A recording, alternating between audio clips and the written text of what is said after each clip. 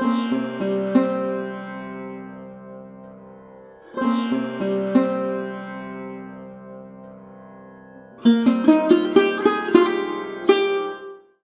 విష్ణు రూపాయ నమశివాయ. శృంగేరి అనగానే శారదాంబ తర్వాత ఎవరికైనా కంటి ముందు సాక్షాత్కరించేది ఇక్కడ చూపిస్తున్న ఆలయం. ఇది ప్రపంచంలోని మహత్తరమైన కట్టడాల్లో ఒకటి. ఇందులో ఎన్నో శిల్పకళా రహస్యాలు ఉన్నాయి, ఖగోళ రహస్యాలు కూడా ఉన్నాయి. మనకి అమరశిల్పి జక్కన్ ఉండేవారు కదా, వారే 1350 ఏసీఈలో నిర్మించిన ఆలయం. ఇందులో వారి శిల్పకళా చాతుర్యం కనిపిస్తుంది. అలాగనే విద్యారణ్య స్వాముల వారి మేధస్సు కనిపిస్తుంది. విద్యారణ్య స్వాముల వారు ఖగోళ శాస్త్రంలో ప్రవీణులు. వీళ్ళిద్దరి మేధస్సుని కలిపి నిర్మించిన ఆలయం అది. అసలు ఎన్ని విశేషాలు ఉన్నాయో ఈ ఆలయంలో ఒక్కొక్కటి చెప్పుకుందాం మనం. ఎవరైనా ఈ ఆలయాన్ని చూస్తే శివాలయం అనుకుంటారు, లోపల శివలింగం ఉంది. కానీ కాదు, విద్యాశంకర తీర్థస్వామి అని శృంగేరికి 10వ పీఠాధిపతి వారి జీవ సమాధి ఉంది అక్కడ. అంటే నిజం చెప్పాలి అంటే వారు ఇప్పటిదాకా దేహాన్ని వదలలే. 1333 నుంచి దాదాపు 700 ఏళ్లుగా లంబికా యోగంలో సజీవులుగా ఆ ఆలయం కింద ఉన్న భూగృహంలో ఉన్నారు అని ఇప్పటికీ శృంగేరి జగద్గురువుల ప్రగాఢ విశ్వాసం. అందుకే మీరు చూస్తే శృంగేరికి రాజముద్ర ఉంటుంది కదా, అది శ్రీ విద్యాశంకర అని ఉంటుంది. ఇప్పటికి కూడా వారి పేరుతోనే, అంటే వారు జీవించి ఉండి ఇప్పటికీ కూడా శృంగేరిని అలా పరిపాలిస్తున్నారు అని విశ్వాసంతో ఉంటారు. ఇప్పటికీ వారు ఆ భూగృహంలో ఉన్నారట. ఏమిటండి అసలు ఈ భూగృహం ఏంటి, వారు అందులో ఉండడం ఏమిటి, ఆ పైన ఆలయం ఏమిటి అంటే దాని వెనకాల ఒక కథ ఉంది. ఇప్పుడు మనం ఈ ఆలయం ఎక్కడైతే చూస్తున్నామో, ఎప్పుడో 14వ శతాబ్దంలో అక్కడ ఆలయం లేదు, అక్కడ ఒక భూగృహం ఉండేది. అయితే 10వ పీఠాధిపతి విద్యాతీర్థస్వామి కొన్నాళ్ళ పీఠాధిపత్యం చేశాక, నేను ఈ భూగృహంలోకి ప్రవేశిస్తున్నాను, ఈ తలుపులు మాత్రం 12 ఏళ్ల పాటు తీయకండి, నేను లంబికా యోగంలో ఉంటాను, ఈ 12 ఏళ్ళు మీరు అలా ఉండగలిగితే కనుక ఇందులోంచి ఒక పెద్ద మూర్తి ఉద్భవిస్తుంది అని చెప్పారు. ఆ మూర్తి ఎలా ఉంటుంది అంటే దానికి వారు ఒక మినియేచర్ని నిర్మించి ఇచ్చారు. ఇదిగో ఇక్కడ చూపిస్తున్న మూర్తి అదే చతుర్మూర్తి అని పిలుస్తారనమాట. 4 వైపులా 4 అద్భుతమైన మూర్తులు ఉంటాయి. అలాంటిది మినియేచర్ ఒకటి నిర్మింపజేసి అది వాళ్ళకి ఇచ్చి, ఇటువంటిదే పెద్దది ఉద్భవిస్తుంది ఇందులోంచి అని చెప్పారు. అంటే ఈ మినియేచర్ ఎక్కడుందండి అంటే శృంగేరిలో ఒక చోటు ఉంది. మీకు శృంగేరి పరిక్రమ ఎలా చేయాలో నేను ఒక వీడియోలో చెప్తాను. ఆ వీడియోలో ఎక్కడుంది, ఎలా వెళ్ళాలి అని చెప్తాను. అసలు శృంగేరిలో మిస్ కాకూడని మూర్తి, కానీ 99% శృంగేరి వెళ్ళిన వాళ్ళు ఎవరు చూడరు. సర్లేండి, అది పక్కన పెడితే ఆ మూర్తిని వారు ఒక చోట పెట్టి ఉంచి ఆ తర్వాత భూగృహంలోకి వెళ్ళిపోయారు. భారతీ తీర్థస్వామిని 11వ పీఠాధిపతులు, ఆ తర్వాత 12వ పీఠాధిపతి విద్యారణ్యుల వారు, ఇద్దరు వారి శిష్యులు అనమాట. యాక్చువల్గా వీళ్ళిద్దరూ పూర్వాశ్రమంలో సోదరులు. ఆ భారతీ తీర్థస్వామి చిన్నవారు, విద్యారణ్యుల వారు పెద్దవారు. విద్యారణ్యుల వారు మన వరంగల్కి చెందిన ఆయన. అందుకే మీరు వరంగల్లో ఈ మన భద్రకాళి ఆలయానికి వెళ్తూ ఉంటే ఆ ద్వారం దగ్గర విద్యారణ్య స్వామి మూర్తి ఉంటుంది. ఎందుకంటే వారు మన తెలుగు రాష్ట్రాలకి చెందినవారు. వాళ్ళిద్దరూ శిష్యులు అనమాట. అప్పుడు గురువుగారు లోపలికి వెళ్ళిపోయేసరికి ఒక బండతో ఆ భూగృహాన్ని మొత్తం మూసేశారు. మూసేశాక విద్యారణ్య స్వామి హంపీకి వెళ్ళిపోయారు. అసలు విజయనగర సామ్రాజ్యం అనేది ఆ మహనీయుల ద్వారానే వచ్చింది. వారి చరిత్రలో అవన్నీ చెప్పుకుందాం. ఈ భారతీ తీర్థస్వామి పీఠాధిపతి కింద అక్కడే ఉన్నారు. అయితే 3 సంవత్సరాలు పోయాక వారు ఒకసారి తీర్థయాత్రలకి బయలుదేరి వెళ్ళారు. వెళ్ళినప్పుడు శృంగేరిలో ఉన్న శిష్యుల్ని చాలా జాగ్రత్తగా కనిపెట్టుకుని ఉండండి ఆ భూగృహము అని చెప్పారు. వీళ్ళు ఏం చేశారు, అత్యుత్సాహంతో అసలు లోపలికి వెళ్ళి 3 ఏళ్ల పాటు ఆయన ఉంటారా, మనం మూసేసాం కదా బండతో, అంటే ఇప్పటికే లోపల జీవించే ఉన్నారా, అలాగనే ఇదేదో మూర్తి ఇలా బయటకు వస్తుందన్నారా, మూర్తి వచ్చిందా లోపల, ఏముందో చూద్దామని అత్యుత్సాహానికి పోయి ఆ భూగృహానికి ఉన్న బండని తెరిచి చూశారు. చూస్తే ఆ లోపల ఈ చతుర్మూర్తి మినియేచర్ పైన శివలింగం ఉంది. ఆ శివలింగం వరకు ఆ పైభాగం మాత్రం ఉద్భవించింది, మిగతాది ఉద్భవించదా. కానీ వాళ్ళకి విపరీతమైన భయం వేసి మళ్ళీ వెంటనే బండతో మూసేసి మాట్లాడకుండా ఉన్నారు. కానీ వాళ్ళందరూ సజీవ యోగులు. వాళ్ళు ఊరికే అలా సమాధిలోకి వెళ్ళిపోయారు అనుకుంటాం, కానీ మనం వాళ్ళు అక్కడే ఉంటారు. కావాలనుకుంటే వ్యక్తం అవుతారు, లేకపోతే అవ్యక్తంగా ఉంటారు. వెంటనే ఏం జరిగింది, 11వ పీఠాధిపతి భారతీ తీర్థస్వామి అలాగే విద్యారణ్యుల వారు ఉన్నారు. వారికి వాళ్ళ గురువు గారు కల్లో కనిపించి, అక్కడ ఒక అపచారం జరిగింది, నేను 12 ఏళ్ల పాటు తెరవద్దని చెప్పా, దానికి విరుద్ధంగా వాళ్ళు తెరిచారు, మీరు వెంటనే అక్కడికి వెళ్ళి ఆ భూగృహాన్ని పూర్తిగా మూసేయండి. మూసేసి పైన ఒక శివలింగాన్ని తయారు చేయించి ప్రతిష్ఠించండి అని ఆజ్ఞాపించారు. వీళ్ళు వెంటనే అయ్యో అని చెప్పి వెనక్కొస్తే ఆ బండ అలాగే మూసేస్తుంది. అప్పుడు శిష్యుల్ని నిజం చెప్పండి అని అడిగితే అవును తెరిచాము అని చెప్పారు. అంతటి మహనీయులు వాళ్ళందరూ. కావాలనుకుంటే స్వప్నంలో కనిపించో ధ్యానంలో కనిపించో మాట్లాడగలరు. అప్పుడు ఏం చేశారంటే ఆ పైన చతుర్మూర్తి పైన ఎలాంటి శివలింగం ఉందో అలాంటిది ఒక పెద్దది తయారు చేయించి అప్పుడు దాన్ని అక్కడ ప్రతిష్ఠించారు. ఆ తర్వాత హరిహరరాయలు బుక్కరాయలు వాళ్ళిద్దరూ ఈ చుట్టూ ఆలయాన్ని కట్టించారు. వాళ్ళిద్దరూ విద్యారణ్య స్వామికి పరమశిష్యులు. అసలు స్వామి అంటే వాళ్ళకి మహాప్రీతి. దాంతో ఆ ఆలయాన్ని ఎంతో ప్రీతిగా కట్టించారు. అంతటి ఖగోళ రహస్యాలు ఉన్న ఆలయం ఇది. సరే, ఆ చతుర్మూర్తి గురించి మాత్రం మీకు ఇంకొక వీడియోలో చెప్తా. ఇప్పుడు ఈ ఆలయంలో ఉన్న విశేషాలు ఏమిటి అని చెప్పుకుందాం. మీరు అసలు ఈ ఆలయాన్ని లోపలికి వెళ్తూనే పైన గోపురాన్ని చూస్తే అది శ్రీచక్ర మేరు ప్రస్తారంలా కనిపిస్తుంది మనకి. విచిత్రంగా చాలా మార్మికంగా ఉంటుంది. అదొకసారి నమస్కరించుకుని లోపలికి వెళ్తే మనం తూర్పు వైపు నుంచి అక్కడ ఒక మండపం ఉంది మొట్టమొదట. అందులో 12 స్తంభాలు ఉన్నాయి. వాటిని రాశి స్తంభాలు అని పిలుస్తారు. చాలా విచిత్రమైనవి అవి. అసలు కొంచెం ఆస్ట్రానమీ అలాంటివి ఇంట్రెస్ట్ ఉన్న వాళ్ళైతే ఖగోళ శాస్త్రం గురించి రీసెర్చ్ చేసుకోవడానికి ఆ ఆలయం అసలు ఒక పంట అంతే అంత ఉంది అక్కడ.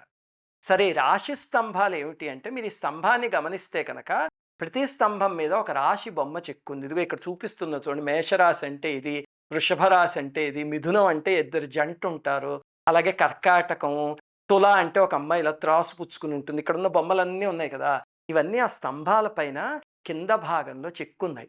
ఏ బొమ్మ అయితే ఉందో ఆ రాశికి సంబంధించిన స్తంభం అది. అయితే విచిత్రం ఏమిటి అంటే సూర్యుడు ఒక్కొక్క రాశిలో ప్రవేశించినప్పుడు ఆ నెల రోజులు సూర్యకిరణాలు వచ్చి ఆ స్తంభం మీద పడతాయి. అలా చిక్కెరవి. ఎంత అద్భుతం ఆలోచించండి. అసలు ఒక ఆలయం లోపల అలా మూసేస్తుంది. ఈ ఆలయం చూస్తే దాని లోపల ఉన్న 12 స్తంభాల్లో ఒక్కొక్క స్తంభం మీద అలా పడతాయి అంటే ఎంత విశేషం. అందులో ఆశ్చర్యకరమైన విషయం ఏమిటి అంటే 2 స్తంభాలు అయితే ఇదిగో ఇక్కడ మీకు ఈ మ్యాప్లో చూపిస్తున్నట్టు కార్నర్లో ఉంటాయి.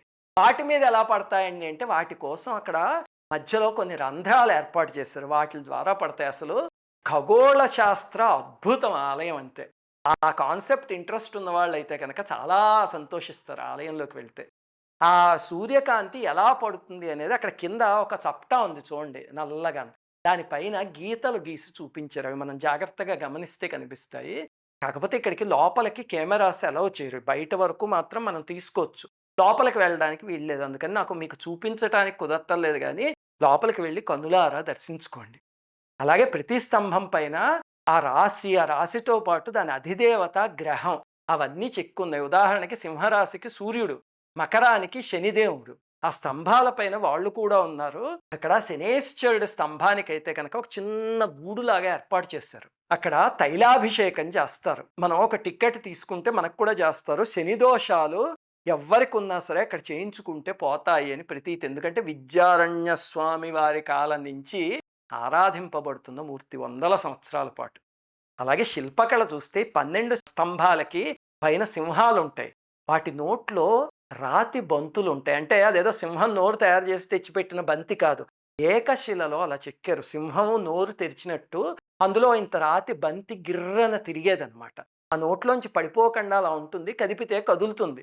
కానీ జనం పాడి చేసేస్తున్నారని వీళ్ళు ఏం చేశారంటే వాటికి బట్ట కట్టిస్తారు. మనం చూస్తే కనిపిస్తాయి కానీ ముట్టుకోకండి, ఎందుకంటే మన శిల్పాలని మనం కాపాడుకోవాలి. అసలు ఆ లోపల స్తంభాలు, ఆ అమరిక ఎంత అద్భుతంగా ఉంటుందంటే మనం థర్మాకోల్తో కూడా ఇలాంటి ఆలయాన్ని కల్లో చేయలేం. అలాంటిది వాళ్ళు రాతితో చేశారంటే మహాశిల్పులకి చేయించిన విద్యారణ్య స్వామికి నమస్కారం. నన్ను ఆ స్తంభాలు విపరీతంగా ఆకర్షించి అసలు ఆ సూర్యకాంతి ఎలా పడుతుంది అని ఎప్పుడు శృంగేరి వెళ్ళినా సరే ఆ నెల ఏమిటో, ఏ రాశిలో సూర్యుడు ఉన్నాడో అవన్నీ రాసుకుని ఏ స్తంభం మీద పడుతుంది అనేది రీసెర్చ్ చేశా. కొన్ని స్తంభాలకి పడుతుంది ఆ కాంతి, వాటి నీడను కూడా చూడొచ్చు. కొన్ని స్తంభాలకి మాత్రం పడట్లేదు. ఏమిటి అని రీసెర్చ్ చేస్తే కొన్ని కారణాలు తెలిసాయి. మొట్టమొదటిది ఏమిటంటే ఈ ఆలయం కట్టి 700 సంవత్సరాలైంది. ఆస్ట్రనామికల్ పొజిషన్స్లో కొన్ని చిన్న చిన్న మార్పులు ఉంటాయి.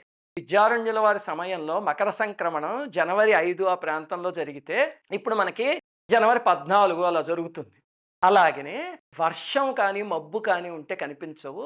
ఇంకా మూడవది ఏమిటంటే ఈశాన్యం మూల అక్కడ ఇప్పుడు భవనాలు వచ్చేసాయి. వాటి వల్ల కూడా కొన్నిటి మీద పడట్లేదు అని అర్థమైంది. ఏది ఏమైనా అది అత్యద్భుతం, చూసి తీరాల్సిందే.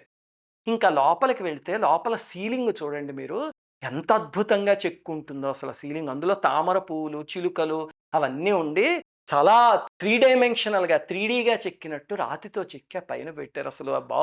ఆ శిల్పకళ మాటల్లో చెప్పలేం.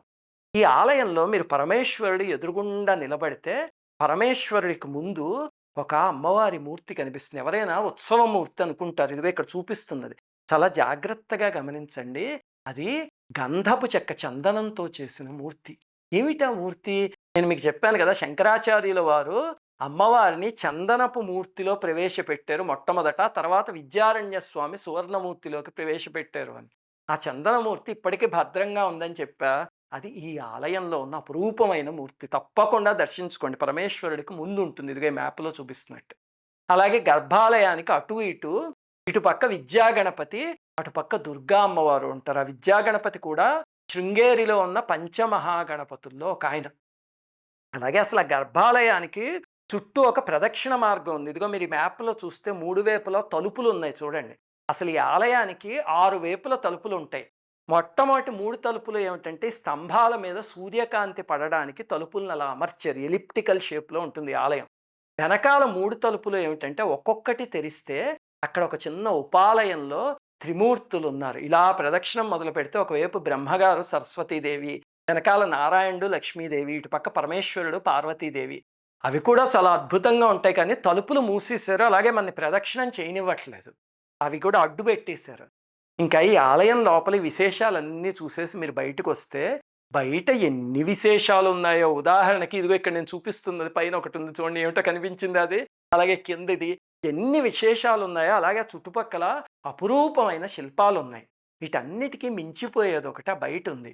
నాకు బాగా గుర్తు ఏమిటంటే, నా చిన్నప్పుడు 6వ క్లాస్లోనో 7వ క్లాస్లోనో ఉండగా మా నాన్నగారు ఒక నిధి సినిమాకి తీసుకువెళ్ళారు. ఆ కాలంలో అలాంటి కౌబాయ్లు, నిధులు ఇలాంటివంటే ఇంట్రెస్ట్ కదా. అది తెలుగులో వచ్చిన మొట్టమొదటి నిధి సినిమా. దానికి తీసుకువెళ్ళారా తమాషాగా ఎడారిలో అవన్నీ తీసి చాలా విచిత్రంగా ఉంటుంది ఆ సినిమా. తీసుకువెళ్ళినప్పుడు అందులో ఆఖరి అరగంటలో ఒక విచిత్రమైనది కనిపిస్తుంది. అది చూసి మా నాన్నగారిని ఏమిటండి అది అన్నా. అనేసరికి ఒరే ఇక్కడ ఇంకా చూపించలేదు, ఈ సినిమాకు ఒక మాతృక ఉంది, అందులో అయితే చాలా విచిత్రంగా చూపించారు అది. ఇలాంటిదే అద్భుతం అన్నవరంలో ఒకటి ఉంది, శృంగేరిలో ఒకటి ఉంది అని చెప్పారు. అసలు శృంగేరి రీసెర్చ్ అనే దానికి బీజం ఎప్పుడో దశాబ్దాల క్రితం మా నాన్నగారు ఆ రోజు సినిమాకి తీసుకువెళ్ళినప్పుడు ఈ సంఘటన చెప్పినప్పుడు ఆ బుర్రలో నాటుకుంది. అప్పటి నుంచి శృంగేరి ఎప్పుడు వెళ్ళినా సరే ఆ విచిత్రం ఏమిటో దాని వెనకాల పడ్డము, ఆ రోజు డేట్ ఏంటో చూసుకోవడం ఏమిటండి ఇంతకీ ఆ సినిమా ఏమిటి, ఆ విచిత్రం ఏమిటి అంటే అసలు ఈ ఆలయంలో బయట ఉన్న విచిత్రాలు ఏమిటి, అదేమిటి, అవన్నీ కూడా రాబోయే వీడియోలో చెప్పుకుందాం. ఈ ఆలయం ఒక్క వీడియోతో అయిపోయేది కాదు. ఈ వీడియోలో లోపల ఉన్న విశేషాలు చెప్పుకుందాం కదా, రాబోయే వీడియోలో బయట ఉన్న విశేషాలు చెప్పుకుందాం. తప్పకుండా చూడాలి. అందులోనూ మీ సైన్స్ చదివే పిల్లలు, జాగ్రఫీ కానీ సైన్స్ కానీ చదివే వాళ్ళైతే వాళ్ళకి ఎక్స్ప్లెయిన్ చేస్తే చాలా ఆనందిస్తారు. శ్రీమాత్రే నమః. అందరికీ నమస్కారం. మన ఆధ్యాత్మిక వీడియోల్ని 3 ఛానల్స్గా విభజించాం. 3 ఛానల్స్కి సబ్స్క్రైబ్ చేసుకొని పక్కనే ఉన్న బెల్ ఐకాన్ని క్లిక్ చేయండి.